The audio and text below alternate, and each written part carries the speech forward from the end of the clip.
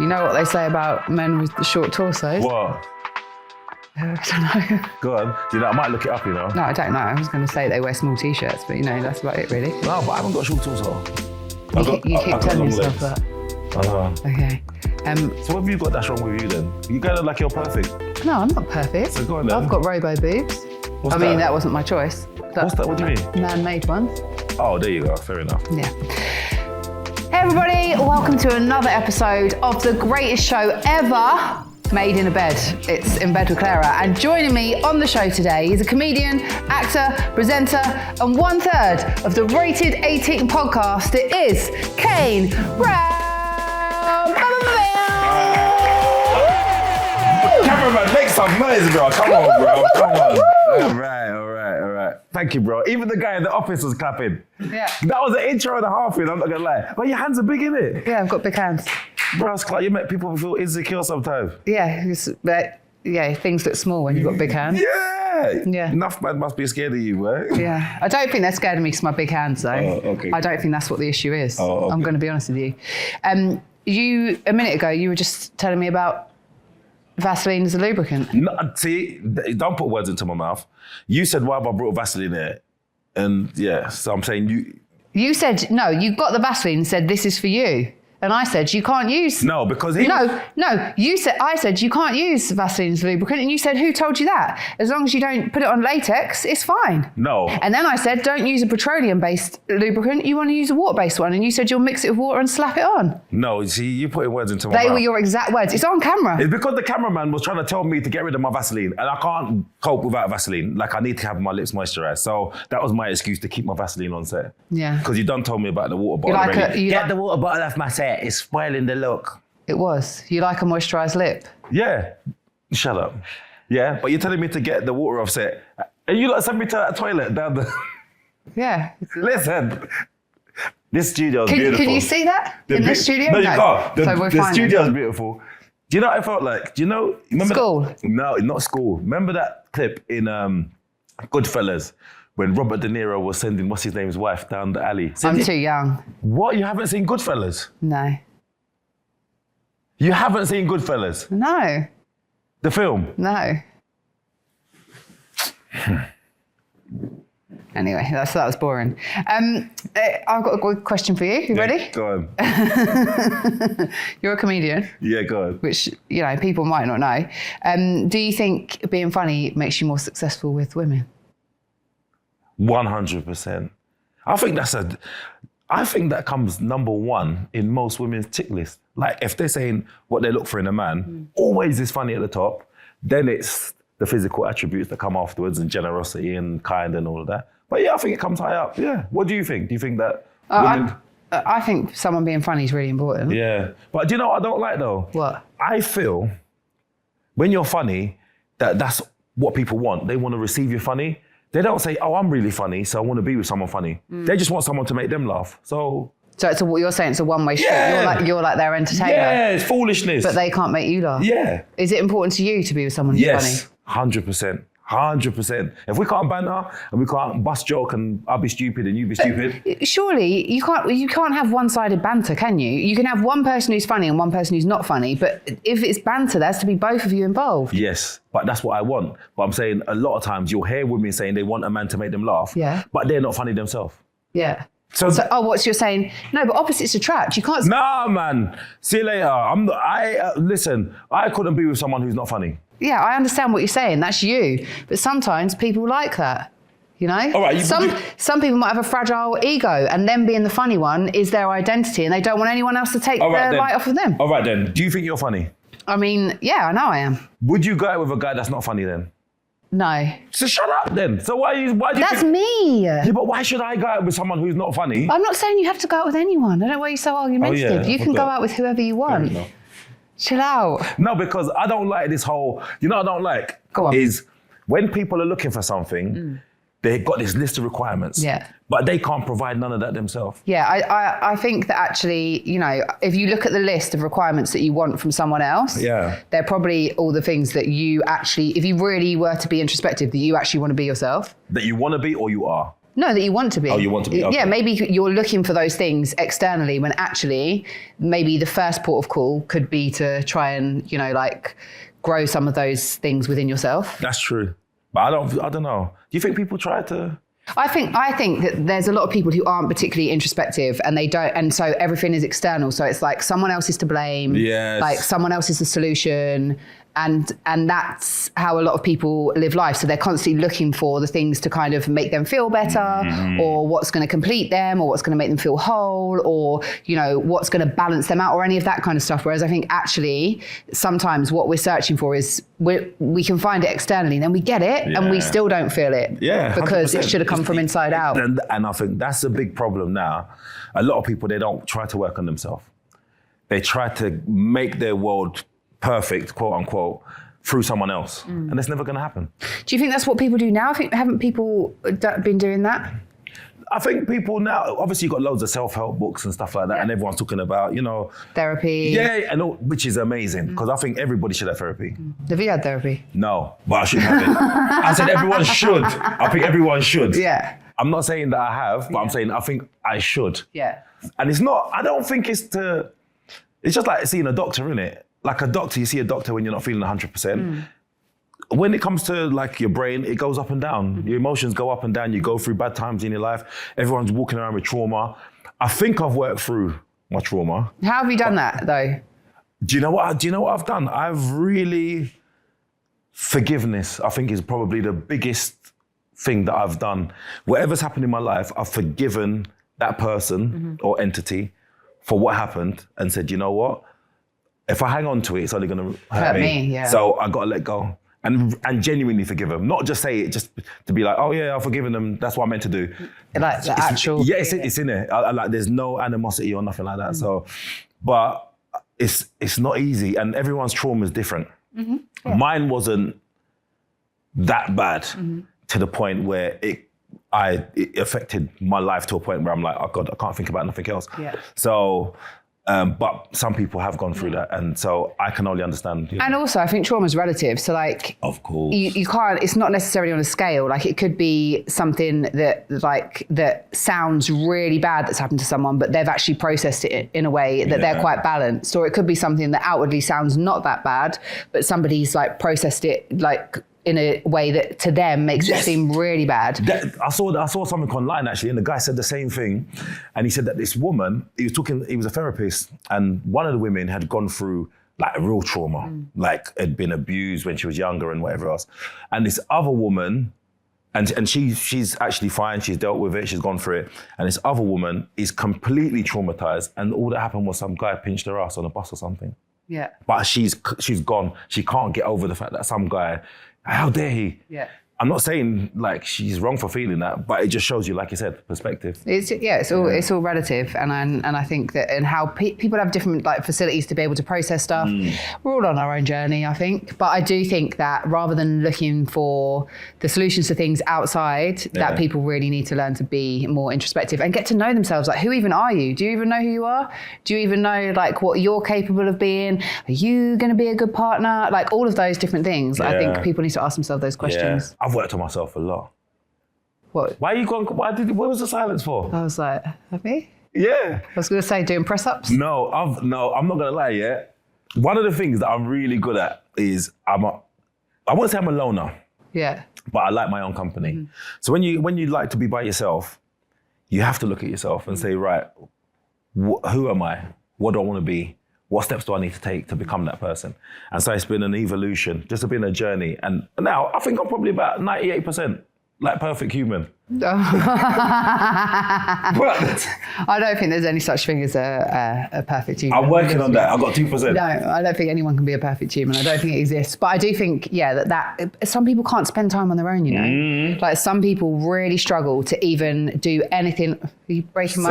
Sorry. Those flowers make people happy and you're about to smash it. They're not real flowers, man. You're lucky I got hay fever. I think being able to do things on your own is so important. Even if you're in a relationship, whether you're single, like you need to be comfortable on your own. Otherwise, if you can't even sit and be with yourself, I think then you have no chance of being introspective and getting to know yourself. I agree, definitely. Are you a fan of a solo date? What? Yes, I eat by myself all the time. I'm always out eating by myself. I wouldn't go cinema by myself. Wouldn't you? No, not that I wouldn't, but I haven't. Okay. Because I've got kids, so I don't normally take my kids. Yeah. But I like being by myself. Yeah. Just my own time. I've got my headphones in.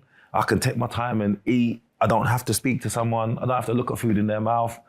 Yeah, man. No, you understand? Like, nothing can wind me up. I'm in my happy place. Like, food is hey, I love food, you know. Yeah, me too. That's my comfort. So I do the little dance. Yeah. Like, should be eating food. I love food, and I love my own company, so I like going and doing things on my own. And like, I'm single, so it just means that I don't need anybody to go and do anything, and I'm not reliant on other people to go and do the things that I want to do. All right then, what's one thing that you do by yourself that you think, actually, this is a bit fucking weird? I don't know if there's anything. Like, I took myself to Paris for Valentine's Day on my own. That's too far. Why? How can you take the yourself best time. How can you take yourself to Paris on Because I Valentine's? love myself. Cameraman, No, don't look for backup. it's not backup. I'm just thinking, is it just me? Like taking yourself to Paris on Valentine's Day. I don't know why I wouldn't do it for Valentine's Day. I'd do it any time of the year. But I wanted to do it. Any time of the year, fair enough. No, I wanted to do it for Valentine's Day. It's Why? the day of love. Because why not? I'm single, so I'm not going to be spending that with anybody else. Yeah. So I wanted to do something for You're myself. supposed to be at home crying into your soup. Well, I was not. I was And stroking your cat. I was having a lovely time at Moulin Rouge. I was not crying into soup or You have a good stroking my time? cat. I had a really good Did you time. meet someone out there? I did. Well, nothing happened, but I did meet someone and have a good chat with them. Is it? Yeah. Well, because I stayed there as well. I stayed near Moulin Rouge, where It wasn't you. I didn't meet you. Of course you didn't fucking meet me. But there was so I stayed at the Mercure Hotel, Yeah. which is around the corner from Moulin Rouge. Because where the Moulin Rouge is, if you walk up towards, let me think. Are you giving us a whole tour of Paris now? Is that what's happening? Forget it. What were you getting? What was the point you were getting I to don't know. before you give us the hotel I don't address? know where I was going. I don't know. No, I met a Canadian stuntman. Is it? Yeah, we had a good chat. It was nice. Who is he with? On his own at Moulin Rouge. On Valentine's Day, so he'd been in Paris for a month, working on a film. Oh, fair enough. And before he went home, he wanted to go to Moulin Rouge, and the only day he could get a ticket for was that day. And it just so happened you was there by yourself on Valentine's. Yeah. Have you kept in contact? Yeah, kind of. Yeah, it's a bit not great, but it's fine. It was just nice. Did you kiss him? Yeah. Did I? No, probably no. Not a snog. Is Like a it? peck. Yeah. So hold on, wait. So you were both there by yourself, Yeah. Valentine's. Yeah. He had his own place, hotel or Yeah. whatever. You had your place. Yeah. Did you want anything more to happen? No. I'm not in. I don't want to have casual sex. Not casual sex, but as in, just like spend more time. I mean, it just was what it was, you know? Sorry, I just burped. Yeah. Thanks for that. That's all right. Hey, I'm on this new Eddie Abu diet. Jesus. Hey, it make you gassy, you know? I don't know. Sorry. Please don't do that. Don't say you're sitting here farting. Wait, them eggs Eating them. like 12 eggs. Listen, I'm in shape though. I feel a lot better. But I'm vegan. I'm in shape. Yeah, but are you vegan? Yeah, for 9 years. So, you know, What do you eat then? air. And lick dust off a skirting boards. Like No, what? I eat really good. Thank you. No, but isn't it a lot of effort? No, I don't even have to think about it. I just do it. It's just like my perception has just shifted. So that's the foods I can have and that's the foods I eat. Yeah, but if you go out, Yeah. where do you go for vegan food? If it's not a vegan restaurant? Most restaurants have a couple of vegan things on their menu. Pretty much Yeah, all of them. Wagamamas do now. Actually, yeah, you're right. But do you what's your favourite place to go then for vegan food? I've got a couple. So there's Jam Delish, which is like West Indian food. That's in Islington. It's all vegan. Yeah. There's Mallow. There's one in Canary Wharf and one in Borough. That's really good for vegan food. I might have to try it, you know. You're nearly 50. You want to get out there, don't you? Why are you shouting out for? Like, It's because you haven't tried vegan food and you've lived on this planet that many no, years. You just need to. I'm half a century, you know. Fucking heck, Not man. quite yet. We Almost. haven't made it that far. I know. You, as a comedian, like you, and you're on social media, you've got a big podcast, you've got quite a big following. What's the weirdest proposition that you've ever had from a fan? Huh?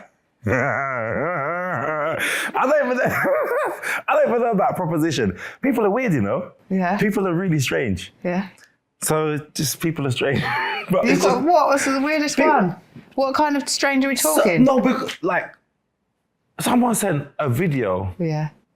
of themselves. Yeah. Yeah.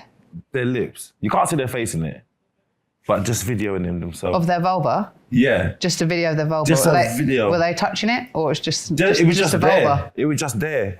I don't even think they shaved it properly, if I remember rightfully. You know when I didn't even watch it properly. I was just like, what? You were studying it? No. Do you say they don't think you don't think they shaved it properly? No, I was just like, at first, you know, like I didn't know what it was. Do you know when it comes up in your request? No, I didn't mean like that. Like don't know what it looks like. But you know when you're not expecting it. So I've looked in my thing. It said video. This was when I first started doing socials, and I've opened it, and it was there. I said, So someone's just gone like that? yeah, the pussy was just there in my face. I said, brother, what? Yeah. Stop. I didn't save it. Saved. I didn't save it. You know that women don't have to shave. You know. What do you mean? You said they hadn't shaved properly. Yeah. It's not. No, I prefer if it's not shaved anyway. Okay. So you shouldn't have had a problem with it. I didn't have a problem, but there's levels in it. Like she could have at least combed it or something. Like it was long. I'm not gonna lie. The back of your head kind of reminded me of it. Like it was proper long. Yeah, but you can't really comb your pubes because they're not like, you know, you don't necessarily just brush them down. So you did have to use product in it. And that's just asking women to adhere to another set I'm of not rules. being funny here, but if you're gonna send a pussy pussy video, you make sure it's groomed a little bit in it. You at least, you know. I don't think I've ever sent a picture of my pussy to anybody. You've never. No, I don't do that in case it gets out. But your face ain't in it. Yeah. Oh. Yes, you fucking have. No, I didn't think of it like that. Your face ain't in it. You think I've ever sent pictures of my hood? Have you? What? It's out there. But only when people have wanted them. Obviously. Why were you so silent then? No, but when you say wanted them, Unsolicited, don't just send them don't be so unsolicited. ridiculous. It's someone who, it wasn't just to some random woman. Yeah, but because that's not cool. No, but like for example now, Yeah. you was like dating a guy. Yeah. You hadn't had sex yet. Yeah. But obviously you're talking about sex and he sent you a dick pic. Would that be all right? I don't know. I don't know how to feel about that. No, but you're dating. Yeah, okay, maybe, but I think I'd rather he did. Like, if we were already dating and I'd seen his dick, then yeah, but I think I'd rather the suspense was there and I didn't. No, man, because you're taking too long with the goods. So listen, this is what I'm working with. You interested or not? And within a week, deal was sealed, baby. Wow. Who said romance is dead? I did date someone once who I hadn't had sex with, and it was like a long distance relationship. So then we did have like, you know, like video sex and stuff. So that's... Yeah, there you go then. Yeah. She hasn't sent a picture of her pussy, but she's had video sex. So what's his name? Mark Zuckerberg seen everything then. Yeah, I did it on Facebook Live. That's how it worked. What's happened to you during sex that's made you laugh out loud? It didn't make me laugh out loud. But when you look back, it's funny. Yeah, man. Had she farted. So I was doing... What's that? I was, you know what I'm saying? Oh, yeah. I was down there. Yeah. I was down the business end. And yeah. So at the But time, not it a wasn't fanny funny. part. No, otherwise that wouldn't be a problem. It was a fart. Was it smelly? I don't know. You think I stayed there? You think I stayed there to degrade it? But then what happened? How did you deal with it? Because she must have been really embarrassed. She was. Yeah. I mean, I was like, oh, don't worry about it. And she was like, oh my God. And I was just like, no, it's all right. But obviously afterwards you can laugh about it. But at the time, I was more thinking about how she felt. Yeah. Because I know I'd be embarrassed if she was down there doing that. And come on, man. Did it turn you off though? Were you like... Now. You think that can turn me off? Yeah, man. He was like, right, let's go. I'm ready to go. Yeah, you're crazy. I can imagine that because you know, like when you do like crowd work as a comedian, you're kind of getting stories out of people. I can imagine that quite a lot of people confide in you. What's like the wildest or weirdest thing that anyone's ever told you? Ross Clark, I did the show, yeah. What, did they tell this story out loud? Listen, yes. So I was at the show, it was in Liverpool, and there was this couple. They looked like a couple anyway. So I'm talking to the guy, I said to him, oh, you here with your missus, whatever. I think I got white bits around my mouth. You know, black people see that shit. And yeah, no, black people see everything, you know, I'll tell you that. And so he goes, yeah, I'm here with my missus, blah, blah, blah. So I'm talking to him. I said, how long you been together? You know, the normal questions. Yeah. Then the man dropped, and I swear, this guy I was surprised he had her. Right. That's what he looked like. Geek. When he there with his other girlfriend. What, that wasn't his girlfriend he was talking about? No, as in, he had two girlfriends. What, both of them were there? There was three of them. He was in a throuple. This guy, so I'm saying, hold on, wait a second, this Yeah, guy, yeah. and when I say a nerd. But what happened was, it was his missus who brought her into the relationship. So I was trying to ask, like, so wait, what happens now in the bedroom? Is both of them on you, or is They're it taking turns? Yeah, or is it like, What's the logistic? yeah? But she was like cutting them short. But yeah, so I was, so that, I think that's like the most, that's. You didn't find out anything? No, because the girlfriend was telling him to shut up. She said, shut up, don't tell him no more. When all the men in there were like, how has he done it? Right. How did he do that? Right. How has he managed that? And I said to myself, remember, It's like the Holy Grail. Listen. I remember she suggested it to him as well, Yeah. Fuck it. Is that the dream? No. Huh? Huh? No. No? No, it's not the Okay, dream. it's not It the could be a dream. nightmare because it depends on who you get in it. I know people that have brought someone into the relationship thinking it's gonna solve some fantasy and it causes problems, man. Do you think it's possible to have a successful relationship with more than one person? Like with the other person being aware? I don't mean like you're cheating on them. It's possible, but you have to be a very particular type of person. I couldn't do it. No, I couldn't do it either. I couldn't do it. Yeah. Like, and especially, no, it would never be two men anyway. That wasn't even in my head, like to say another man. And I don't know any man that, all right then, if he was in the throuple, I would have two men. shut up. It's the only way it's going to work. Don't be so stupid. What do you mean? Why can't I have two men? No, man, a throuple's two women and a man. No, it's not. It can be two men and a woman. You're getting run, the train's getting run on you. That's what's happening. That's not a relationship. No, it's not a train. It's just two. Nah, man, that's a battery. Come on, cameraman. It's not. Camera, that's It's that's not. a battery. No, it's not. Listen, that's how me personally. That's how you view it. That's how I'm not saying I'm right, but I'm saying, you're not right. listen, man, them, be honest. How do you see a throuple? Throuple's two, girl. Yeah, because that's your fantasy, but mine is the other way around. So Don't be that's so what I want. ridiculous. No, I'm gonna. That's what. If I'm gonna have a throuple, that's the way it's gonna work. No, but Claira, hold on 1 second. Women find other women attractive and don't have to be lesbian or bi. Is that true? Well, I guess you would. You'd be like bi-curious, wouldn't you? All right, then that's all right, bi-curious at the least then, yeah? But that's a woman thing. Queer. You'd be queer. Yeah. Yeah. But men... They don't have to have sex with each other. They just both have to have sex with me. It's called the two penis rule. So then that's a battery. That's what I was talking about, innit? That's the battery and the train I was talking about. One at one end, one at the other end. That's a battery. No, I'm not doing a spit roast. Listen, when it's two girl and a man, all three of us are getting involved, innit? Everybody's kissing and touching everybody. When it's two man and a woman, you say heard her. Well, no, it's two man onto you. No, but it could work. You think I'm giving the man eye contact and I'm with my girl? You're fucking mad. Different strokes for different folk. No, that's... Also, you could have like, you could be in a couple and you have an open relationship and she is with other men and you're with other women. Not together at the same time, just separately. No, man, I couldn't do that. No. I couldn't do that. I couldn't do it personally myself, but people do. I don't know how people do, No, I'd be too jealous. It wouldn't work for me. Yeah, that would kill my soul, But people make it work. How? Don't you think that... I think obviously like everyone's wired differently. Yeah. And I do really think that. So for some people, they just approach it in a different way. And so it's hard for me to like, it's not hard for me to understand or comprehend. But It's hard for me. Yeah, but once I speak to people about it, I'm like, cool. And if that works for you and it makes you happy. You think I could, if my girl go out and I know she's going to go and get the next man's hood, and then she come back in the yard with a handkerchief on the corner of her mouth, like, are you mad? And then now I've got to find out the details. Yeah. But I think that's quite a linear way of thinking. I think, the younger generation are much more like fluid, like. Not if I'm in a relationship. Not if that's my girl. Sorry. That's my girl. That's my girl, man. No, you're crazy. How did you learn about sex? Trial and error. Trial and error. You know when you're young, innit? And you just, what's that usual, innit? When you're by yourself, you practice on yourself in the bath and just, run away from the sperm when it's floating in the water. Why is it floating right into my face? No, but it floats. Come on, bro. Come on, man. It's like a oil slick on top of the water.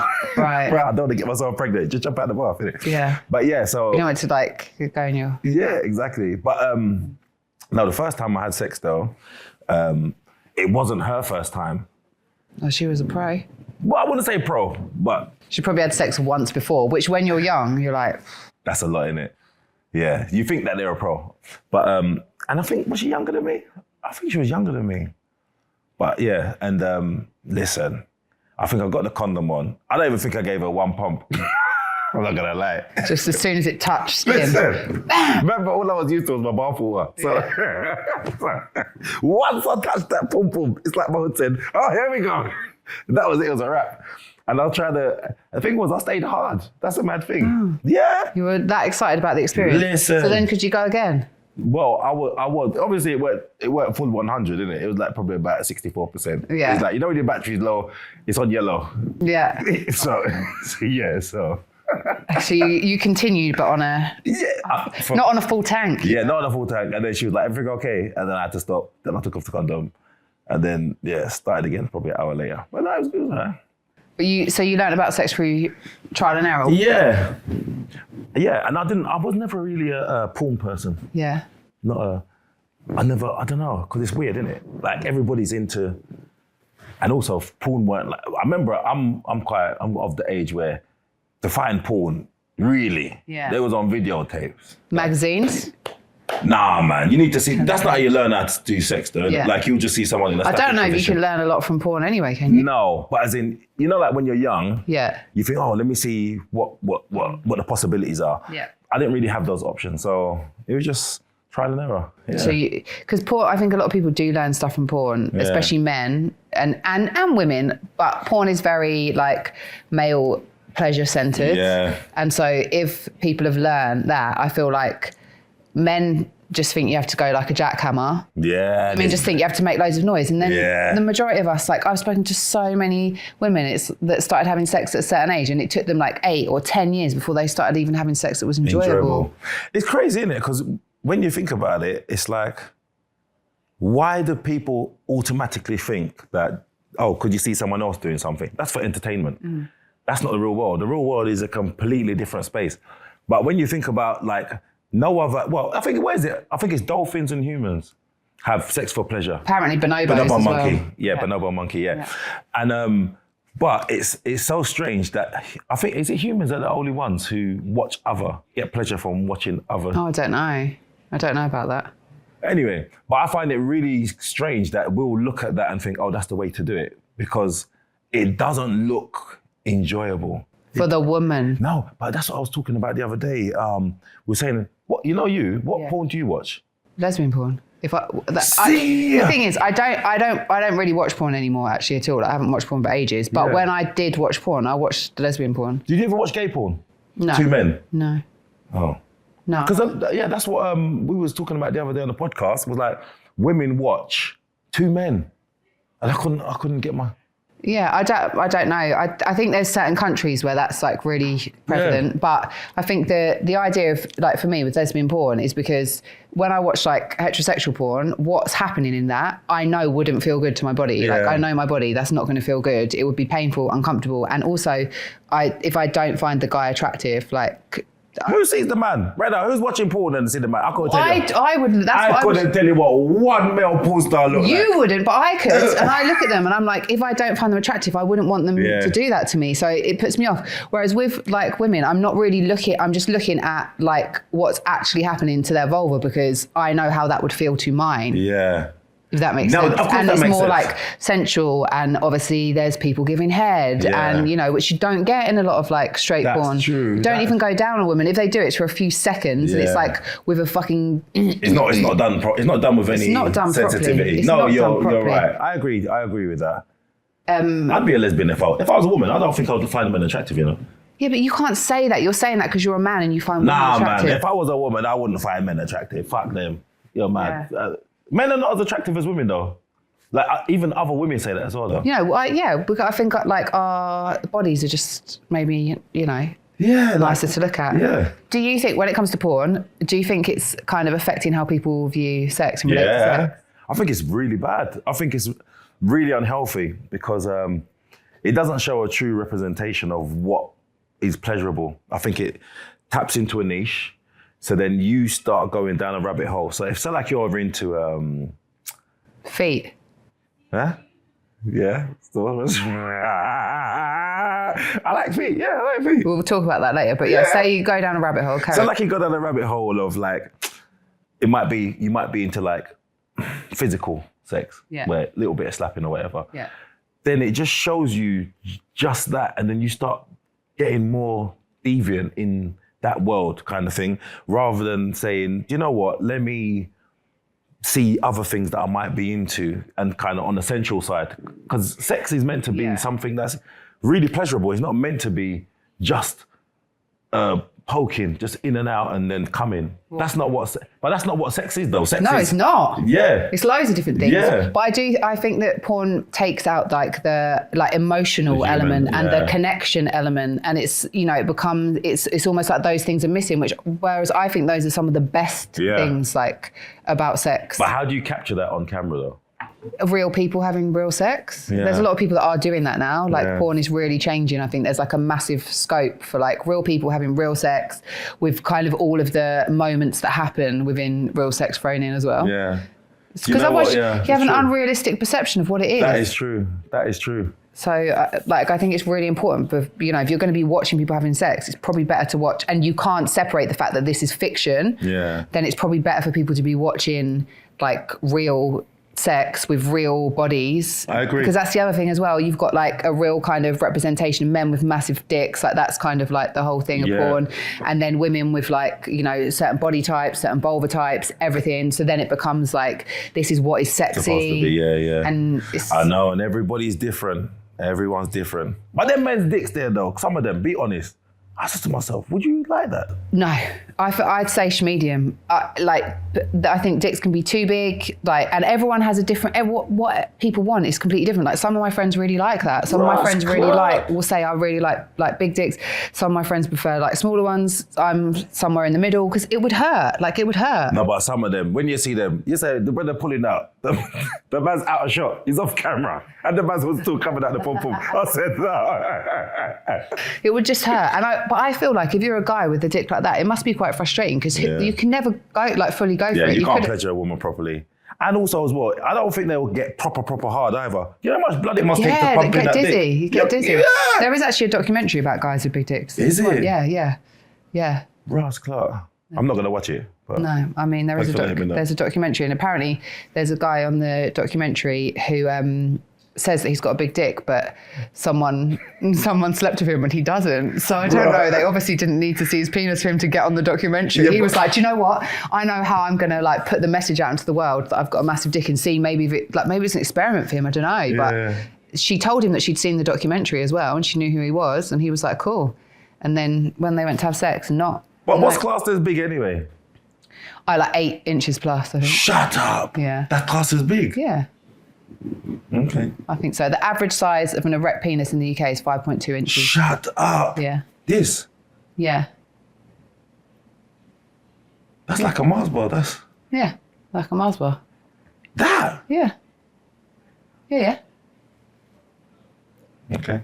There you go. Learn something new every day. What's something that you believed or were told about sex that you later discovered was bullshit? I don't think anything, actually. No, I don't think anything. No, nothing. Although I didn't find a woman's G-spot until probably about 20, when I was in probably mid-20s. How old were you when you started having sex? 16. Okay, so you started having sex at 16. You found a G-spot In my 20s. in your 20s. Yeah. When did you discover the clitoris? Oh, I knew the clitoris. I knew where that was. But a lot of people don't know where it is. I know. And they don't know what it is, and they don't know how important it is. Yeah. No, the clitoris was fine. It was the G-spot that I didn't know nothing about. Like, knew nothing about. Till I met this girl, squirter. And she's like, keep doing that. And I'm like, what? I love the sound effect. Hey, listen, you don't understand, Thanks man. for that. That was, listen, that day changed my life. I'm not gonna lie. You're like- It's like I had magic powers. I felt like, what's one of those, the men in like Magneto, was it? Which was the one that can like do, I don't know. X-Men. Yeah, I felt like I had proper powers, you know? Yeah. Like, cause your hands, like, fucking heck. Hands can be great. Yeah. If you know what you're doing with them. If not, Yeah. oh, Man, them, make sure you got clean hands, make sure you cut your nails, and be gentle as well. Start off soft. and then listen to her lead. Thank you. Great advice. That's I'm glad all right. you're here to say that. Yes. I was just going to say to you, what do you think a lot of men get wrong about sex and how they approach it? Yeah, that's definitely one of them. And also as well, I think men focus too much on penetration as well. Yeah. Way too much. Like, that's one part of it. And I wouldn't even say it's even 50% of what sex is supposed to be. I think it's supposed to be, that is, it's like garnish. Do you know what I mean? Like, you've done everything else, and then that's the bit where it's like, you're coming to, obviously, when you're in a long-term relationship, sex ain't gonna be like that all the time. But when you're in a new relationship, especially when you got that, you know, like, everyone's looking forward to like spending, you know what I'm saying? It's like, that's when you can kind of like take your time. Guys, don't rush to put it in. Wait, the build-up is just, that's what. The build-up's the best bit. Yeah, the build-up. And the build-up can last for ages. Yeah. And then it makes the penetration... Much better. 10 times better. Yeah. 10 times better. More than 10 times, I would say. Because even for a man, there's enough times as a man you come and you don't really feel nothing. Yeah, you're just like... It's what a waste of 27 minutes. Like, I just wasted that. Like, it happens, isn't it? Come on. You're having sex and it's like, crap. But it's because you didn't think about this. Yeah. You were thinking about this. You didn't think about the mind. You weren't present in the moment. But I think, like, as women, like, obviously, I think it takes us, in most cases, it takes us longer to reach orgasm. Yeah. And, you know, sorry? Nothing. What was that? Nothing. I had a bit of chicken from earlier in the Was that what it was? Yeah. Just getting the chicken out from between your teeth.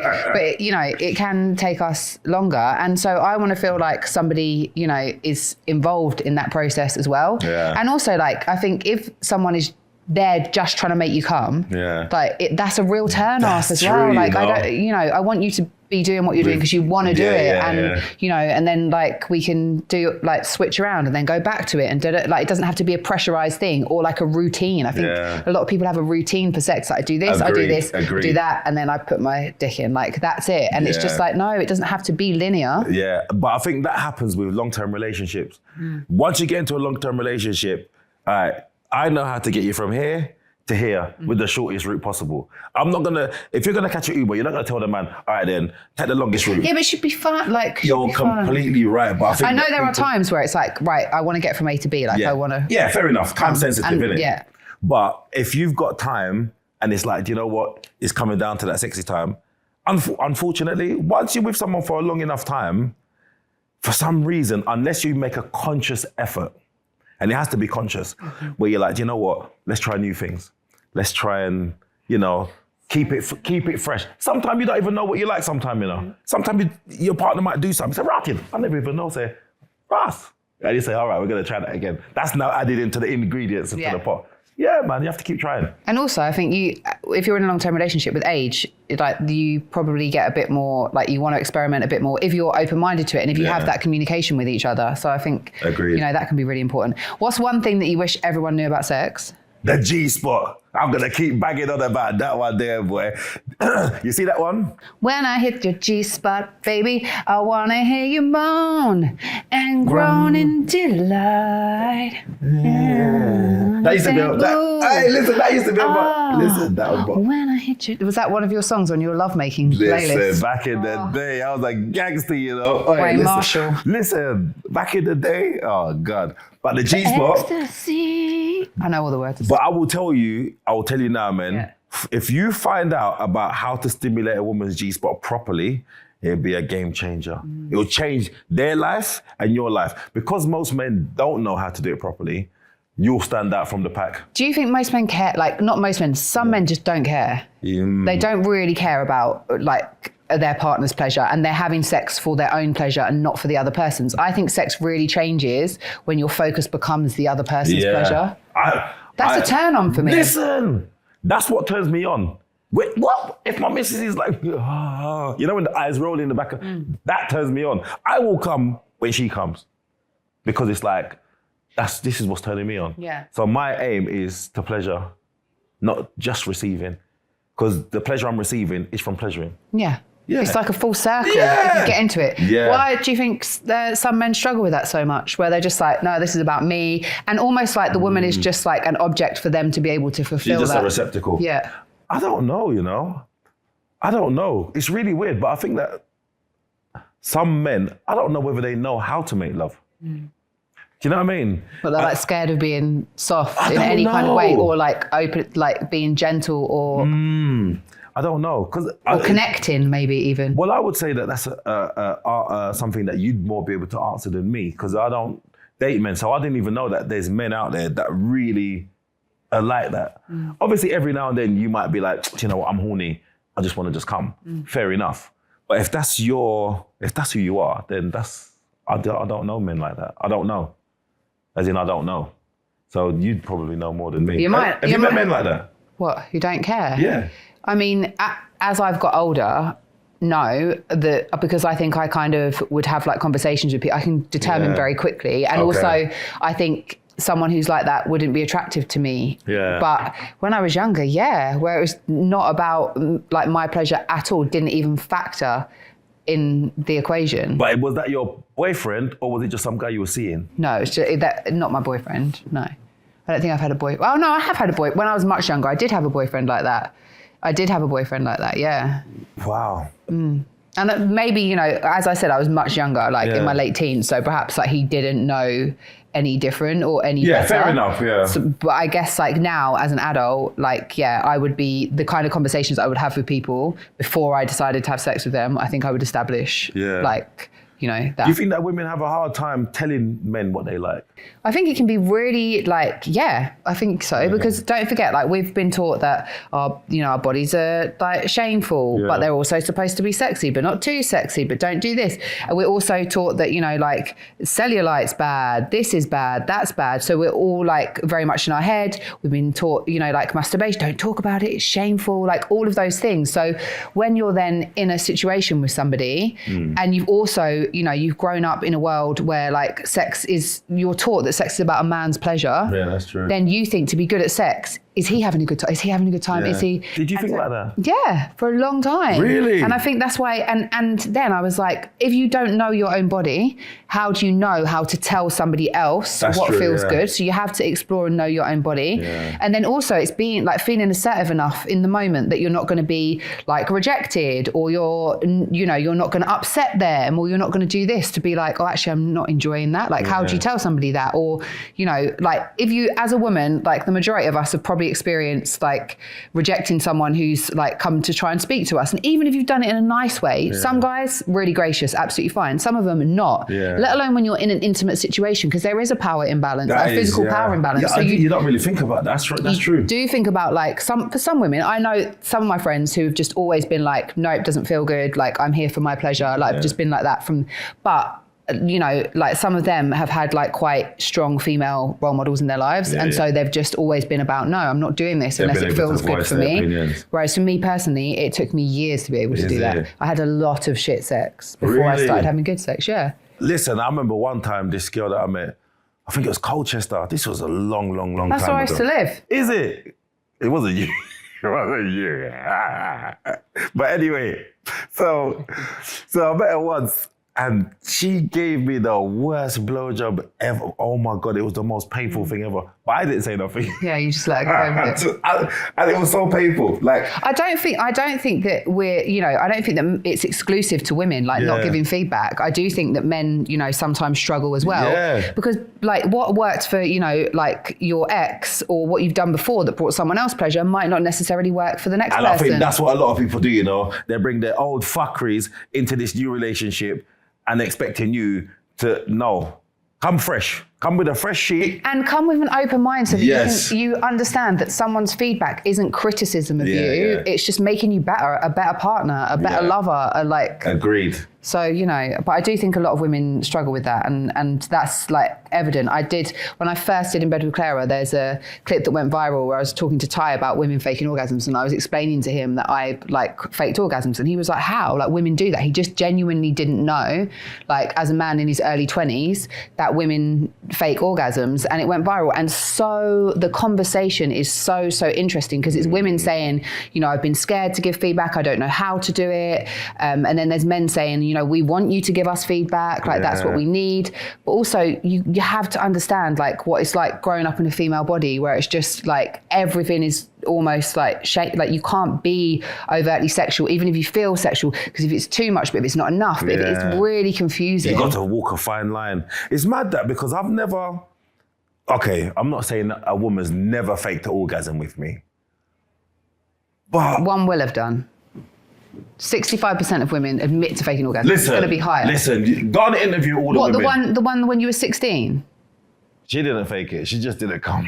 Right, okay. She didn't. Okay, How's she maybe. gonna come with half a pump? Yeah. So yeah, but I feel like, yeah, no. But okay, because I think there's also the fact that sometimes if men will be like, have you come yet? And you'll be like, no, Yeah. and they won't stop. So sometimes the faking to orgasm say is yes. like, Hurry up, finish now. like, I just need it to be over kind of thing. And you want to be polite, you know, sometimes it's just about wanting to be polite. There's lots of different reasons why people do it. Yeah, but it's mad that though, isn't it? Because I've never faked it. You haven't. No, actually, I think I have once. What happened? I was just tired, and yeah, and like I was just like, I'm bored. And I thought, Why couldn't you just say to her, I'm done? no, I know, but it's true. It's true. I just thought of it now, as you said it. As you said it now, I just remember, and it was just like, yeah, and I just said, and she goes, did you come? I goes, yeah, I hadn't. But it's just like, you don't want to hurt their feelings. And for women, it's the same. We Yeah. don't want to hurt men's feelings. And it's much harder for us to come. So, Yeah. it's just, and sometimes someone's getting it so wrong, but you don't. Yeah, for you to have that conversation It's a now, lot. you're never going to get to where you want to Yeah. go to. So you might as well say, all right, listen, let's just wrap it up. Yeah. Wrap it up. Well, I wouldn't say that. I would just, in the past, I mean, I'm really good at faking orgasms. Is you it? know, so I feel like, which is not a badge of honor that I have at all, but, I do my best in the past. Not now, I wouldn't do it, but Good. Don't. I'm over that. And I have been for quite a long time now. Because, my pleasure matters. Why do you think some men are so scared about giving head or admitting that they do? AKA your co-host on the Hey, Radio Percy. 2 podcast. All right, so listen. First of all, it's a generational thing with Percy. Yeah. And I'm not going to lie to you. I thought he was lying at first. I was like, nah, Percy, don't tell me you've never gone down on a girl. But it's just a thing, I think, that within his circle, it's just a thing that nobody admits to doing. Yeah, nobody admits to it, but I mean, like I've had some guys who, like, I know who, because I do the show, have told me like I just don't like giving head. Yeah. So I don't give head. But I don't know why you wouldn't like. I don't understand what there is not to like about giving head to a woman. I don't get it, and it's not. And listen, it's hard for me to explain, but I get pleasure from doing it. I don't understand how a man can be with a woman he finds attractive, and then that's where you're gonna draw a line. You're gonna draw a line there. Yeah. You're drawing a line under so many other things then, because that's nothing. That's like, if she's clean, she looked after herself, and it's just you and her in a relationship, what's the problem? Like, I don't get it. I mean, you're preaching to the converted. I do not get it at all. I don't get it. I really struggle to understand what the big deal is. And I think that when, like, if a guy doesn't give head, it just puts like a limit on it caps everything. Exactly. Because then I'm like, well, I wouldn't want to give you head then. But I would want to, but now I can't because and it just becomes like, and it's just, also it just feels like really restrictive, and it's something that feels really good. Why would you not want to do that? Like, I don't. Yeah. It's strange, but like your mouth, your hands and your penis, for me, even toys as well, can't replicate oral sex. No. It can't replicate it. For me personally, the type of orgasm that I have from oral sex can only be had through that. From oral sex. Yeah. There's no other way. Same. Nothing else feels like that. It can feel great, it can feel good, but there is a specific feeling that comes with that. And that's not something that I would want to not have. Yeah, because you're going to deny your woman that feeling potentially because of something that you're saying you don't want to do. For what reason? I don't get it. But Percy's he's adamant. But it's not just him. There's loads of other people. There's loads of people that don't do it, but I don't understand it. If it's a girl and she's clean and she ain't got nothing down there, enjoy yourself. Go for it. Yeah. And stop being stupid. Enjoy. Yeah. Have fun. Agreed. Don't limit yourself. Tell them. Hey, my core muscles are working out here, you know. Yeah, I don't know you've broken this bed. He's broken the bed. There's a song about that, isn't there? Is it? I don't know, but what you lot need to do, if you lot got you're the only person that does this. You ain't had no room. It's because you've got such a big torso. I know, it's so small. You're breaking it. She said I got a small torso. Go on.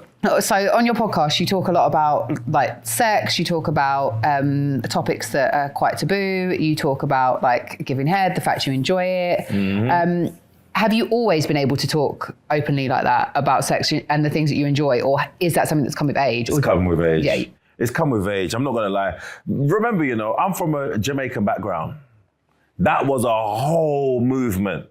That was like, you'd go out to a dance and a man say, push up your hand if you're not on your hand, pussy. Everyone pushing up their hand. Like it's a badge. It was like, badge of honor. Boy, I'm in on that pussy. Man put up 2 hands.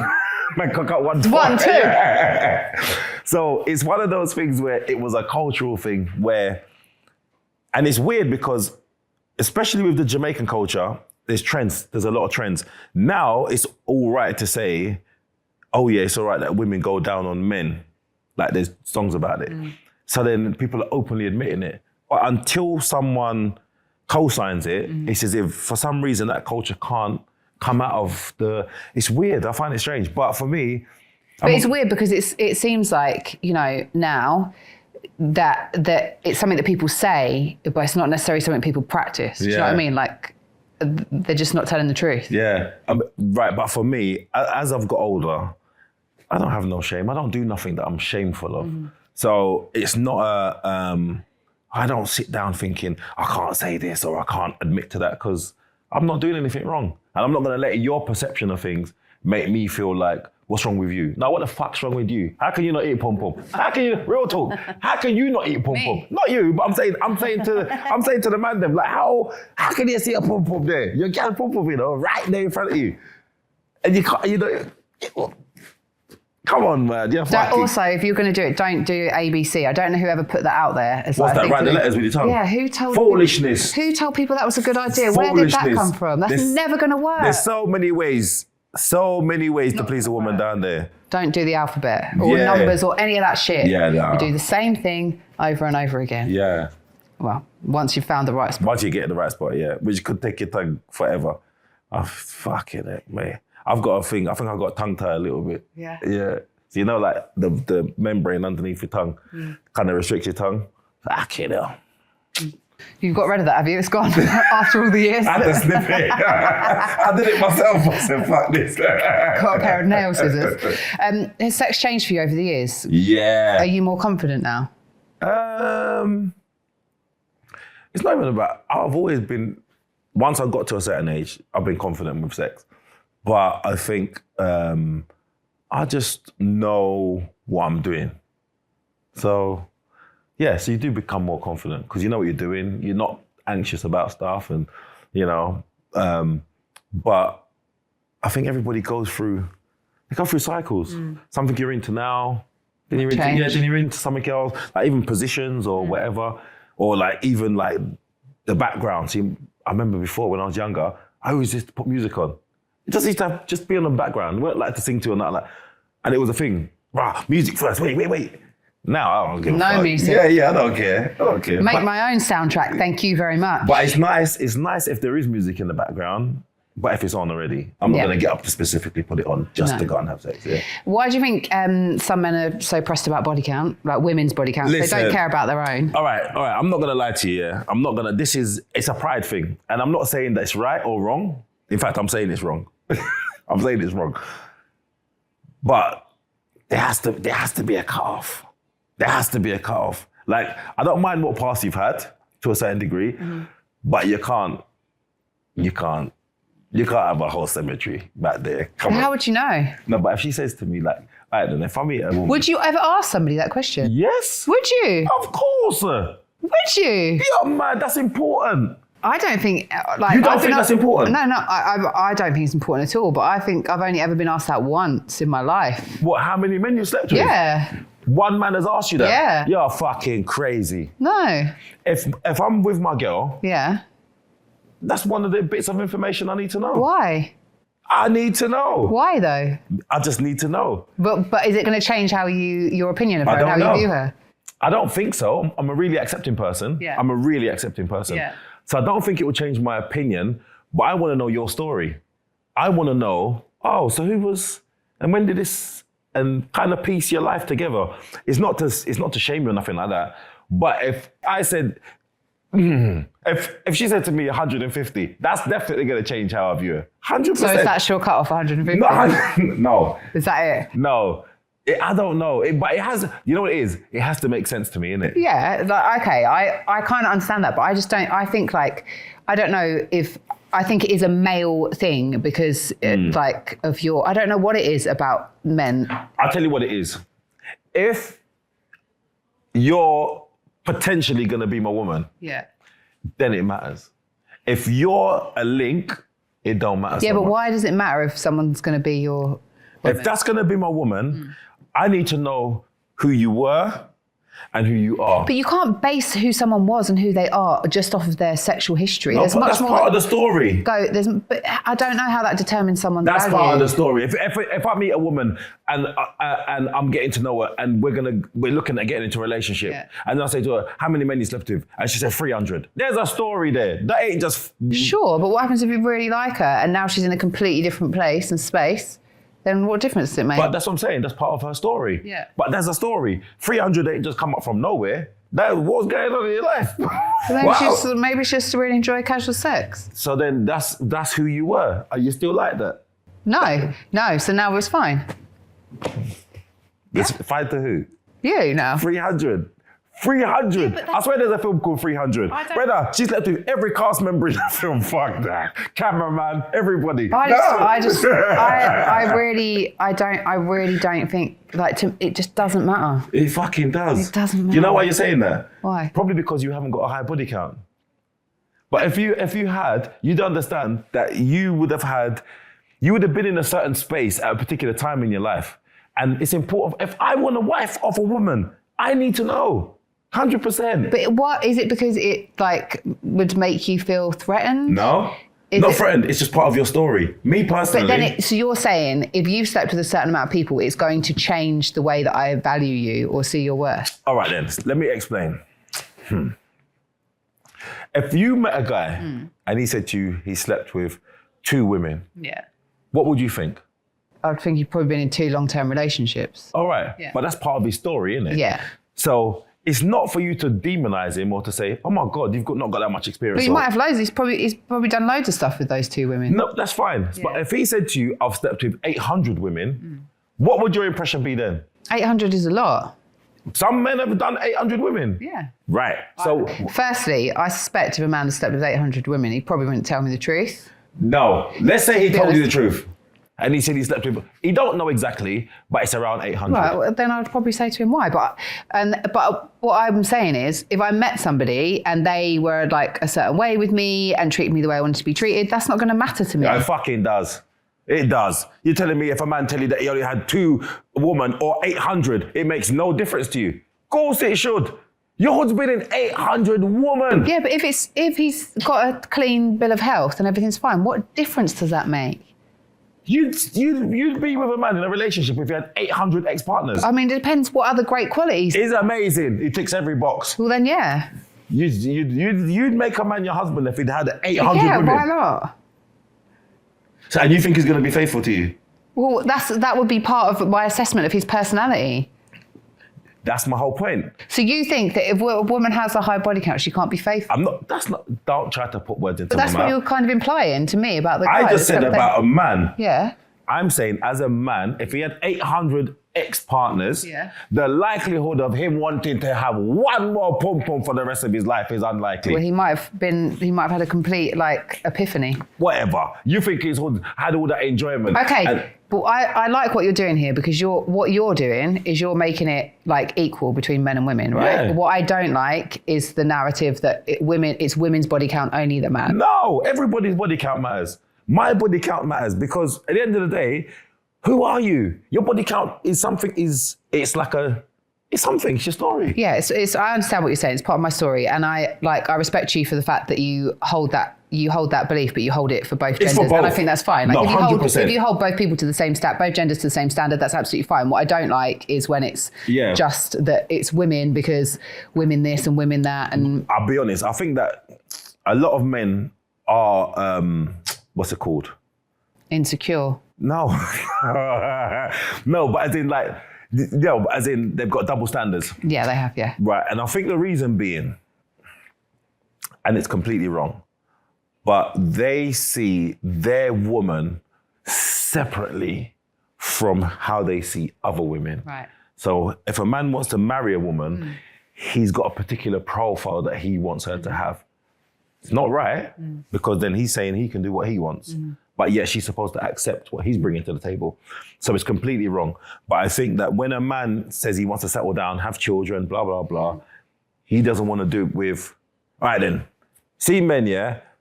Men will see women in a particular category. So for example now, he might meet you and he's like, that's wifey. This is after 2 dates. Yeah. You're in that category.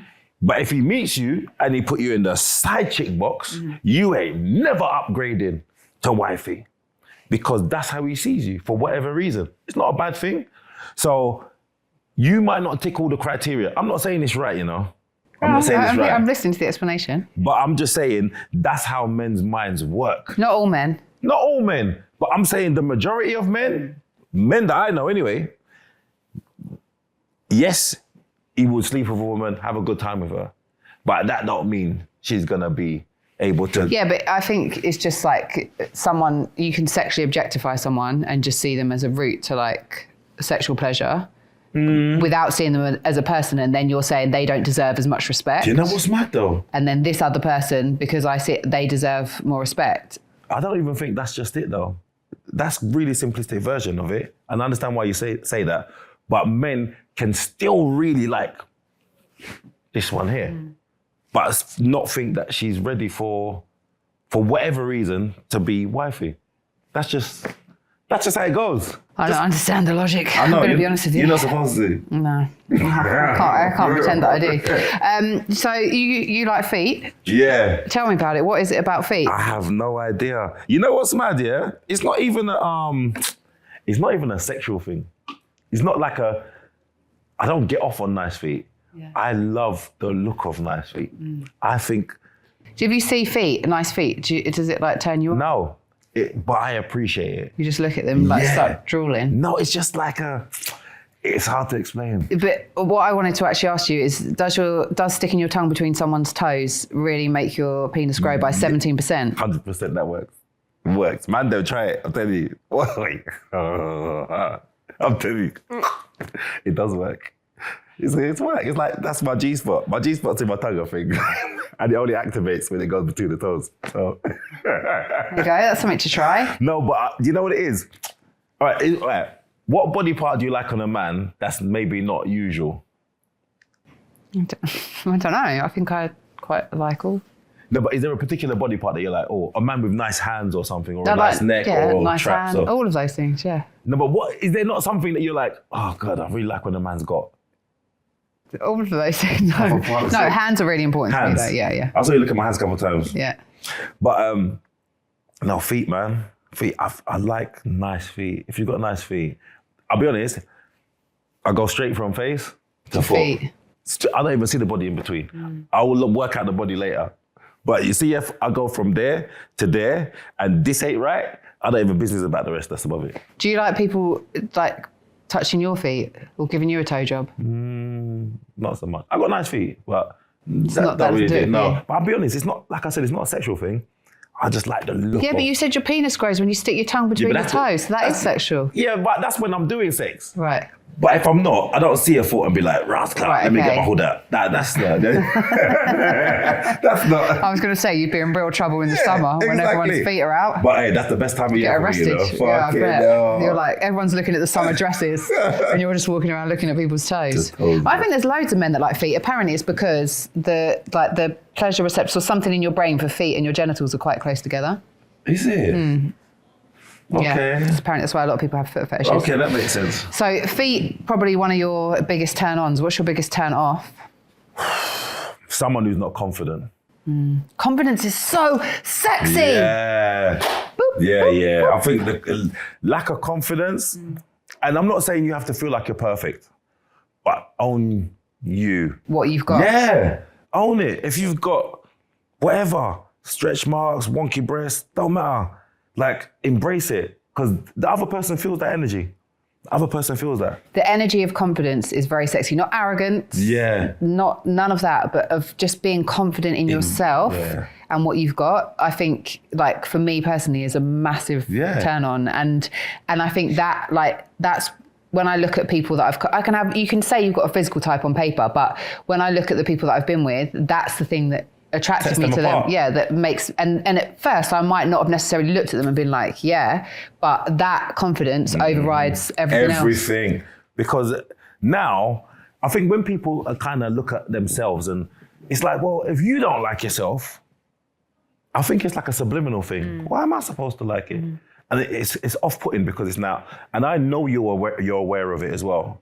Like, so they might do this, and it's like, oh God, man, don't do that. Like, embrace who you are. And if you want to do something about it, if you want to lose the belly, then lose it. If you're really that conscious about it. But if you don't, embrace it. Then embrace it, because that's who you are. Yeah. We're not supposed to be perfect. Nobody's supposed, and I don't want no one feeling insecure when I'm with them. Yeah, and it's really difficult, like, speaking from experience, it's really difficult to enjoy, like, sex or, like, being naked or any of those things if you're so self-conscious about your body. Like, you can't enjoy it because you're constantly thinking about what do they think? What does that look like? What does this look like? So you can't be in the moment and you can't enjoy it. So I think, like, it does come back to creating that, like, self-acceptance and that self-love, so that when you're in that situation, you can just really fucking just enjoy let go. it. Have you ever been in a situation where you didn't feel confident, but the guy made you feel confident? Yeah, I think that, you know, like, there'll be, like, moments of, but then once you're so involved in, like, a situation, and, you know, then it just, like, it completely goes from, like, my mind. And I think that if someone's really into you as well, like, for me, and someone's really attracted to you, then, you know, I would rather believe that. Do you know what I mean? Than anything that my mind is trying to tell me. I'd rather believe and be in that moment and be present. It's mad. I find it really strange that people are so hard on themselves. I don't understand, because, all right, like, there's things about me that I'm like, do you know what? I could work on that. I could tweak that. But whatever stage I'm at, I appreciate where I'm at. I never look at myself and say, fucking hell, man. Like, I don't hate nothing on myself. There's things I want to work on, but that's like everybody. No one's perfect. No one's perfect. No one's perfect. But I've been in, like, both of that. I've been in a state where I absolutely hated, like, myself and my body, like, everything about myself, to, like, a place where now I love my body, I appreciate my body, all of it, like, exactly what you're saying. The bits that would be considered, like, imperfections, like, I just love them because it's just how it is. And that's who you are. And that is not going to stand in the way of me enjoying pleasure. Like, that's not going to be the thing that stops me. So I think that, like, loving and embracing my body has been, like, a process for me, and it hasn't, like, happened overnight, but it's so freeing. Listen, it's so, and not just sexually, just in life. It's just like, everything. You know what, though? Do you think that's come with age as well as self-awareness? Do you think it would have happened? But I think, that's my personal journey, and I think the real, like, turning point for me was having a preventive double mastectomy and reconstruction. So having my boobs removed and reconstructed was, like, I didn't know that. Yeah, it was, like, the turning point for me. Sorry to cut you. Yeah. Was that cancer preventative? Yeah. So my mum and sister both died of breast cancer. So I had that. And I think that was, like, the real turning point for me, where I was just like, no, I love my body. Like, I'm alive because of my body, especially when you've got two people who aren't alive and you're like, well, I've got this life. Am I going to waste it just worrying about? And it just was, like, from someone who'd had eating disorders, like, all of this stuff, it was a real turning point for me to be like, I'm not doing that anymore. Like, I absolutely refuse. And my whole internal dialogue shifted, like, everything changed. And it's given me, like, a real, like, freedom to get to that point. But don't you think it's really... But what I was going to say on the age thing, some people, I think, there's some people I know who are much younger than me who are already there. And there's some people I know who are older than me who aren't there. So I think it's a very personal thing. But don't you think it's quite... I think that when you don't like yourself so much, sometimes it takes something as big as what's happened in your life to say, do you know what? It's not fucking important. You know, and it's sad that some people go through their whole life because they won't have your experience, and they'll always feel like not enough. I think that's really sad. We get one life, as far as I know anyway. And for you to hanker and lynch your whole perception of yourself. Because you don't even know what you look like, you know? No, I know. You don't know what you look like to the No, world. I'm going to look different to every single person. Every person, but also when you look in the mirror, Yeah. you see a reflection of yourself. It's not what you look like to me. So you might say, oh yeah, my nose is a little bit whatever. But No one else will even notice it. Nobody sees that. Yeah. And it's mad because, and how you'll see yourself from certain angles.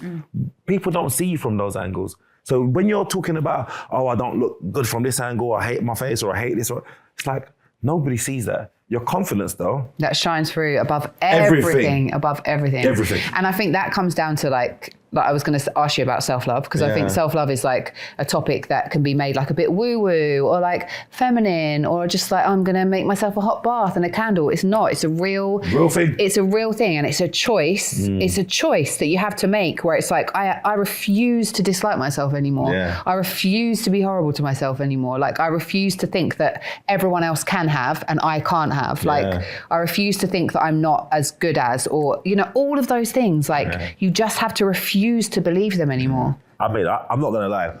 I love myself, like, but not in a conceited way.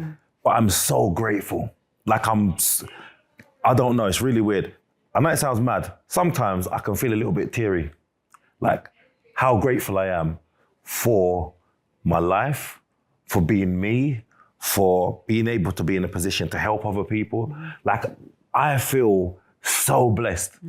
And it's mad because obviously when you're younger, you don't necessarily see yourself like that or but as you grow and develop, and I think it has to be a conscious thing where, do you want to have an experience in life where you're getting the most out of it? I don't think you can get the most out of life until you look inside yourself. I don't think you can. And also I think, like, from my perspective of learning about my life, it's that the shittest, hardest, most horrible things that happen to you can be turned into the best thing that ever happened to you. It'd be the catalyst. As long as you react to it the correct way. Yeah, but that's your choice. Yeah. Like, that's your choice. And don't get me wrong, like, I've definitely been in a place of being like, you know, a victim and feeling sorry for myself and all of that for years. But guess what? It just made my life more miserable. Yeah. And when I decided that I don't want to be miserable anymore, I don't want to feel unhappy anymore, I had to give that up. You can't have both. You can be confident, you can love yourself, you can have that, or you can hang on to the shame and that I feel sorry for myself and etc. The two things can't coexist. You have to decide which one you're going to be. One. But the teary thing, I get like that sometimes, and I'm teary because I know I would not be who I am, and I would not look at the world the way I look at it. I wouldn't have the circle of friends that have any of those things had I not have lost my mum and lost my sister. Yeah. And although those things were terribly devastating and traumatic and awful, and it's taken me such a long time, and I still miss them every day, I refuse to allow them to be the thing that means that my life is sad or miserable or unhappy, because that's not how it's supposed to be. Yeah, it's not. And you know what? I think that it's mad, you know, but everything, and from that, like, I've had some traumatic things happen in my life, but I've taken the same approach and I've learned so much. Like, I'm not saying I'm like unbreakable, but I swear I'm powerful, man. Like, I feel my power. So it's not, but it's only because I want the best for myself, so I can do the best for other people. I want other people to feel like how I feel. I really do. And one of the reasons why I do comedy, which sounds a bit mad, one of the reasons is because I want them to get a glimpse into what life can kind of be like. Because my comedy, a lot of it's from trauma. Yeah.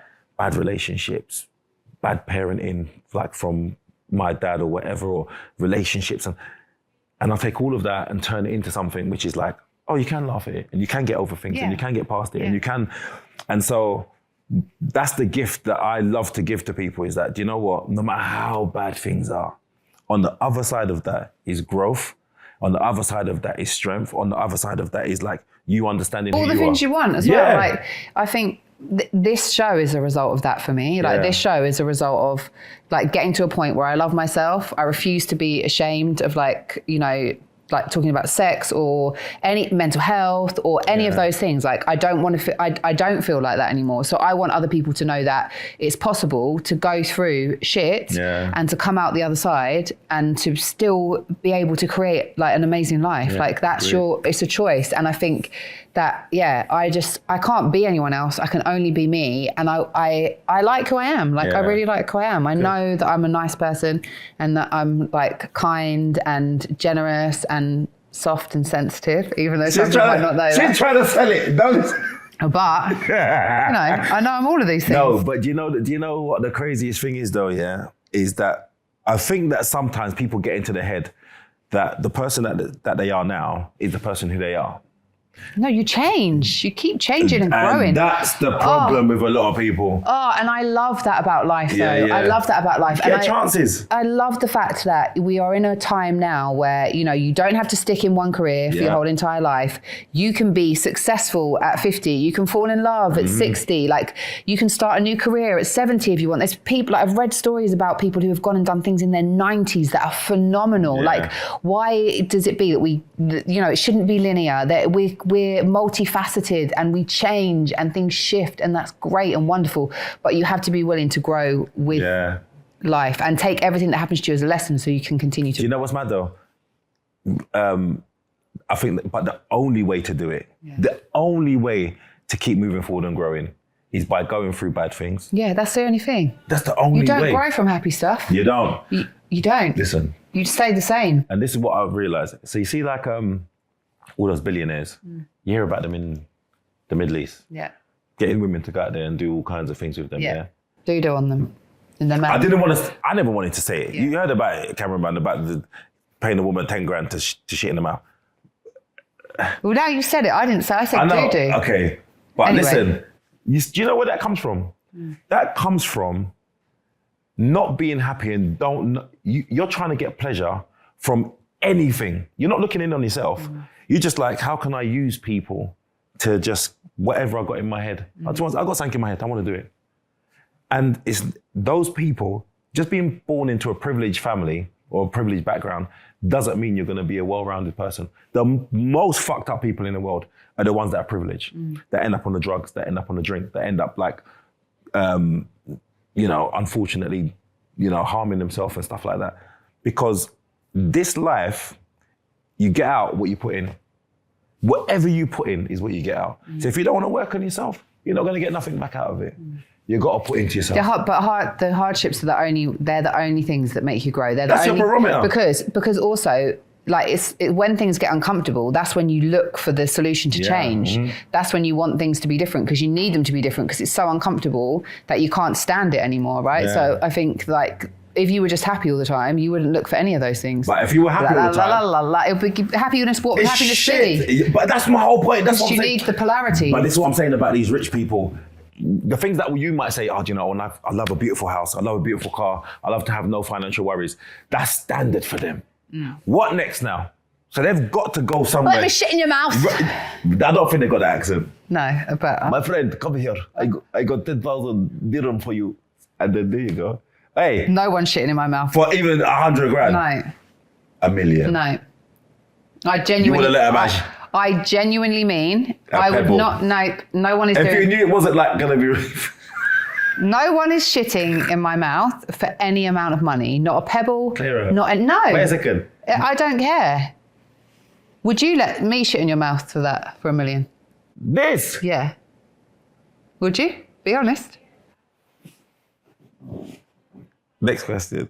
So you would let someone shit in your mouth? I wouldn't. I wouldn't. I wouldn't. It's not that. It's not, and people like, everyone's like, oh, everyone's got a number. No, I haven't got a number for that. It's not a number because it's how it makes me feel afterwards. I can never get rid of that. Yeah, you can't. So I would never be able to do that. That's traumatizing. So if someone wants to do that and that's for them, absolutely fine. No shade or no shame. But for me, it's personally no. Imagine, them girl, 10 grand, and you like just got your head up and you got a hairy ass above you. And you got your mouth open. Brother, you must contemplate your life at some point when the first piece is coming out. Come on, 10 grand I hope or whatever it is. I- How much do they I pay? hope if that's happening, they're just really high and they don't remember it. How much do they pay? I don't know. I don't know how much they pay. Why are you acting like Cameraman, I'm... Google it. What's the going rate? No, I for don't- in Dubai? Stop it! I don't know why. This is why it's become such a, It's a weird thing. It's a weird thing. Yeah. Are you confident naked? Yeah. Have you always been confident naked? Yeah. I've always been confident naked, but knowing that I still had work to do. So I grew up, I was always skinny. So I always knew that I was slim, but like, I was still like, I was always in shape. But yeah, but I've always just been happy with, and anything I've wanted to change, I've changed. You've changed it. Yeah. What's your advice to other people to be confident naked? I would say probably one of the best things for you to do is, if you're not happy about something, try and change it without taking shortcuts. When you put work into something, that's when you appreciate it. See people going to get their BBLs and whatever else, and you can do what you want, but you lack a sense of appreciation for your body when you're gonna say, do you know what, I could change it by working, but I'm not going to. Something's missing. That wasn't supposed to be part of the process. The process of loving your body was the journey. It wasn't the destination. Sometimes they get the arse and they're like, I'm still not happy. I want to change something else. I had a boob job when I was 20 and that's exactly what happened to me. That's what happens. Because I didn't change the inside first. So I feel like if you're considering something like that, work on the self-love first. If you still want to do it, Then fair enough. then fair enough. But because I think you'll get from it what you want to get from it then. But I think if you're doing it for the wrong reasons, It's up in not gonna be here. great, yeah. Everything's in here. And you know that you will look more attractive to yourself and to other people if you believe it yourself. Yeah. It's not, nothing's changed. But But just your this, energy has, your everything. energy. Confident. Listen, listen. What's the most embarrassing thing that's ever happened to you in bed, apart from breaking this one?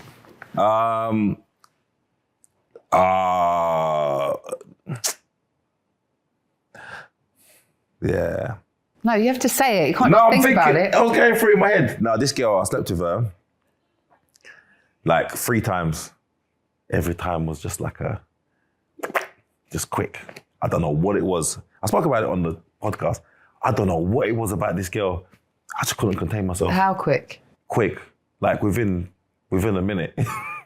It was years ago. Yeah. But there was just something about this girl. I don't know what it was. She was like, oh my God, perfect girl, or like, it was just something that I don't know. So you came really quickly? Yeah. Every time you slept with her? What happened 3 after? times. Why you, just 3 times? Okay, what happened after the third time? After- She was like... No, she wanted to see me again. I said, I couldn't take the shame.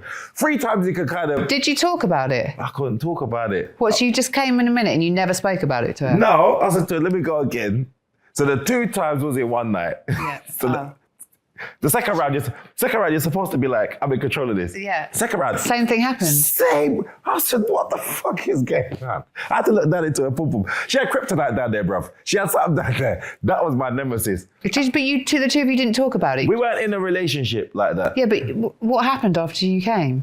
What do you mean? Did you just go to sleep or did you work on her? I apologized a couple of times. I'm not gonna lie. I had to apologize. I felt so ashamed. Yeah, I can imagine you Oh, fucking didn't it. feel great. I mean, it happens to everybody though, right? I know it happens to be, but listen, if it happens once, Yeah. you can kind of, whatever.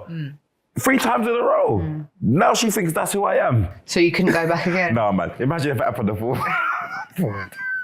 times. You get a free try rule. If at least one good session out of 3, come on, man. No 1 minute, man. Right. Wake me up. Right. And there's them Show type me of what songs you that got. fuck up men's confidence as well. No, to all men out there, it happens. Yeah. And no one's judging you. But it don't happen 3 times in a row. I mean, I'd be really proud of myself. I'd be like, whoa. No, 3 times in a row. That would be quite frustrating. I'd be like, Yeah, no. Because it's awkward afterwards, isn't it? Like you said. no, I would just, can't you just do something else? You could- shouldn't just finish it there, did you? No, but you can do other things. But if she knows you've come, Yeah. like didn't know her well enough to make sure that she could finish with other things. Like, do you understand what I mean? Like, so for the rest of the time to try and make you come, you never see my face again. I'm just down there eating. Yeah. No, that's weird, isn't it? The first time you have sex with a guy, he comes in a minute, and then for the next 20 minutes, he's eating your pussy. I'd be all right with that. And you never see his face again. Well, why would I never No, see but his as face in, like, you saw him for 1 minute, and then... There's plenty of time to look at your face afterwards. It's fine. What's the wildest thing you've ever done in bed? I'm not really a wild person, you know? I'm not really a wild person. Like, yeah. You're quite vanilla. I wouldn't say, no, don't do that. No, because I think I'm quite vanilla. I wouldn't say I'm vanilla. Compared to like a lot of people. Well, some people are on this show. Yeah, some people are in like some weird shit. I think like I wouldn't say that like I'm not like I'm right, how am I going to say this? I think I'm freaky within the compounds of vanilla. Yeah. Do you know what I mean? I'd probably class myself as that as well. Yeah. Because You're agreeing with me now. No, you know what it is? Because you see Chris. Sometimes I speak to Chris, I say, brother, what's going on in your head? Like he bring his bag in with the toys. Toys is good. It's not a problem. But he's got a whole treasure trove. And I'm like, where do you come into this? Why have you just got all these apparatus? Like a doctor. Yeah. It's got these different things. To me, that's not, I like connection. Yeah. I prefer a connection over saying, I just want to make you come, or I've got this thing in my head that I want to kind of... Yeah, but I think the part of sex that you enjoy is the connection. Yeah. And the emotional part of it. And Yeah, I'm that's not probably sure what it is. that's... Yeah, Chris don't have... Yeah. Because there's some guys who think like sex toys are a threat. Yeah. What would you say to that? I don't see it as a threat, but...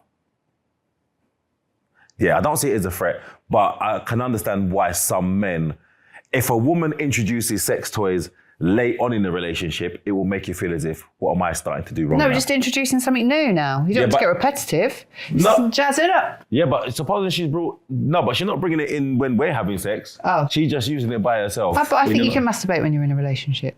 It's just perfectly normal. No, I know, but I'm saying, if she's not taking the toys out when we're together... Oh, but just on her own? Yeah, that's what I'm saying. That's when I feel like men feel like, oh, the wild one, it's like he got two man. Like, and the man But if she was using the toys with you, it's okay for her that's to use fine. them on her own. Yeah, but if it's like you're just...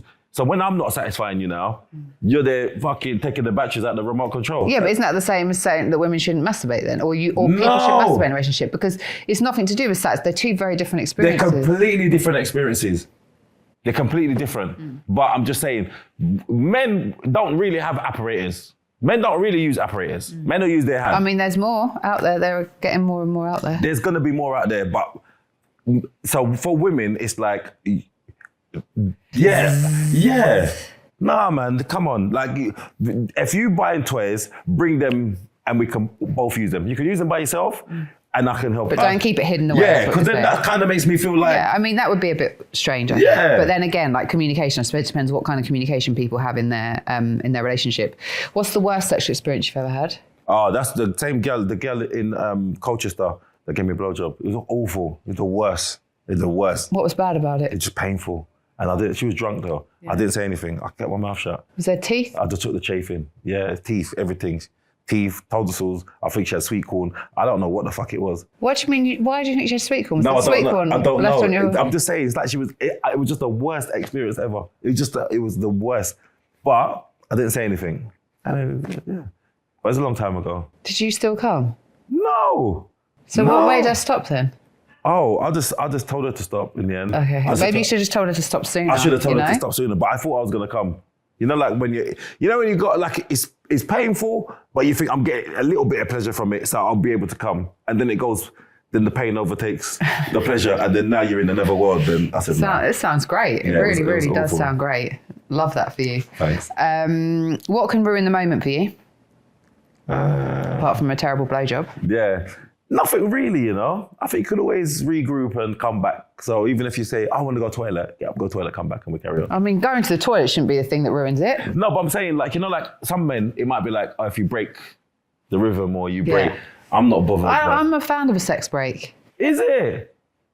Yeah, if you've got time, you know? What, so you're having sex? Yeah. And then just stop and do what? Go maybe like, I guess you kind of still carry it on a little bit, you know? But like maybe have some food, maybe like have a little break. Hold on. So you're having sex, and before someone come, You go to go downstairs. It might be before, it might be afterwards, and then you. No, but there's nothing. Yeah, but then sex is over then. It's not over. You can carry it on still. With what? Like with everything. No, wait. So what? You have a sex break. You know that you've got this amount of time. Like if you've got a long period of time. Yeah. And you know you're just going to stay in that space for a long time. Yeah. Yeah. Wait, shush. So wait, you start sex. Yeah.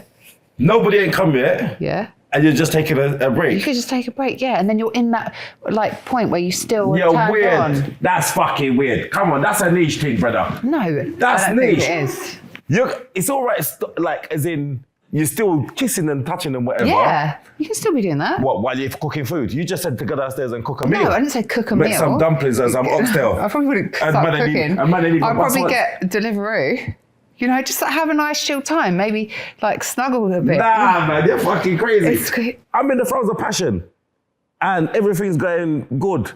And then you say, Rascal, Abdul's at the door with... No, I'm not saying it With like that. five I guys. think, I guess if sex is quite linear, like where you have foreplay and then you have penetration and then it's the end. Yeah. But sometimes it's not like that, is it? You do a bit of penetration, you go back and forth. Yeah. And so it might just simmer down. I'm not eating in between that. You're fucking crazy. Right, okay. Who's eating in between that? I'm a fan of a sex break. I ain't even got appetite. What? I ain't got appetite. If I'm with my woman and we're having sex, you think I've got time to be thinking Yeah, about... but not when you're right in the heightened moment. We're not just going to stop and go, right, okay, it's time for a snack now. But I mean, if you're like making it like a whole... Nah, man, I've never done that. All right, not Sorry, for you. that's not for Wait, me. He's out. That ain't for me. I'll tap out on that one. That's you by yourself. It's not me by myself. It's me with someone else, actually. Ask your audience then. Does he like that? Ask the man. I don't know no man that would like that. Why are you looking at me? Sorry, like not that? because it upset me. I don't know no man that would be saying he's happy to start having sex and then in between you're taking a break, like you're making a fucking porno or something. And then you take a break and yam and chat and then come back and try to resume. No, but I think you're not getting it. You don't get it. Okay. You're still like turned on and in that energetic space. You can still do things. Well, you got spinach in between your teeth. Yeah, maybe. Yeah? Yeah, why not? That's sexy to me. I think you're just not really getting it. Maybe I don't. But you just said that before anyone comes, No, you're I'm having a break. not saying it has to be before anyone comes. Someone could have come. But Then that's fine. You know, if you've got like a whole day to have sex. I see what you mean. Okay. Fucking hell. Sorry, I thought you meant like you start sex and then... Go, right, I'll just jump off now. Yeah. Go and get myself a bucket of what's it. This might I go and get a No, I'm beef saying patty or like if something you've got that. like a whole day to have sex, Yeah, then right? fair enough, yeah. And you're around each other and you're you're naked all day That's and you're kind fine. of just chilling. And then when you like maybe not when you answer the door to Deliveroo, but you like then you just sit and you're eating and you're That's naked. fine, yeah. That's the sex break. But didn't I ask it if... I said, that's what I said, has anybody come yet? But no, I wouldn't you be might doing not that. have done. Then no fucking way. Oh my God. Okay, we're just going around in circles. I'll go back to what I was saying before. Okay. Sorry. Yeah, but maybe the man's come, the woman hasn't, or maybe. Then yes, that's fine. We can have a break. Okay, But you need to orgasm before somebody you can have has a break. to come. Okay. There's no starting. There's no sex breaks unless somebody's come. Unless someone busts. Okay, got it. Okay. All right. Final question for you. Yes, thank you. Are you ready for this? Have you got a fantasy? Not really. Not really. I don't think there's anything that I've wanted to do that I haven't done. So I don't have this deep desire in my head of like, fucking hell, I'd love to.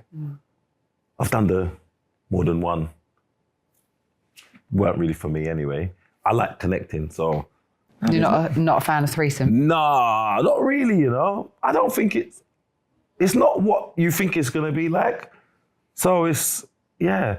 And then also as well, if it's people that you're not connected with and it's just for sex, then it doesn't really. So I don't know. There's no fantasy. It's interesting. I think it's interesting because I think a lot of guys are able to separate like sex from connection or emotion and just make it physical. Whereas like from talking to you, it feels like actually for you part of the It's part pleasure of it. and one of the most important parts of it to make it good is the connection. Yeah, I think that's the most important ingredient, to be honest with you. Because most guys would be like, a threesome, yeah. Yeah. It's like the dream. And, Yeah. and then you had a threesome and you were like, oh. But do you know what? Do you know what's mad though? Like, looking at a woman and finding her attractive physically doesn't mean, to me anyway, that I'd want to sleep with her because I don't know you. So, like, that means you're just, what are you? And very often, like I found, you can look at someone and think they're attractive. Yeah, you're just looking at them as an object at that point. There you go. And then once you get to know them, it can either make them more attractive or it can make them not attractive at all. Like, completely. Yeah. And you think to yourself, hold on, how the fuck did I find this woman attractive? Yeah. But, like you said, energy, man. Confidence, energy, and connection. That's the most important thing. I think connection is the buzzword for this episode. What episode is this? Connection. That's whatever this one is. It's called I don't like threesomes and connection. I didn't say I don't like threesomes. That's a bit strong. That's a strong word to use to say I don't like it. But I don't think it's not a fantasy. Threesomes aren't for you. No. Maybe that's the title. Threesomes aren't for me, but connection is. That's a long title, man. Yeah, it's great. Okay. Hey, listen, get another bed. No one's broken. Hey, you don't understand. Don't. Listen, I got my socks on. If you knew how my foot was sweating under this motherfucker. Right, we've got to go to sleep now. That's the way it works. Is that how it does? Yeah. Now you've broken it. You might as well go to sleep in it. Good night. Breaking my bed. Oh my God, my back was Is this fucked. how you sleep? Hey, I bet you sleep like this. I do. I sleep like a pastor. I'm not gonna lie, yeah. My core. Oh, sorry. Let me go sleep. Done a core workout. Do you snore? Yes. Great. I bet you fart in your sleep as well. 100%. I told you I'm on that new Eddie Ebu diet. I've been farting like a motherfucker recently, boy. Them eggs really get through you. Good night.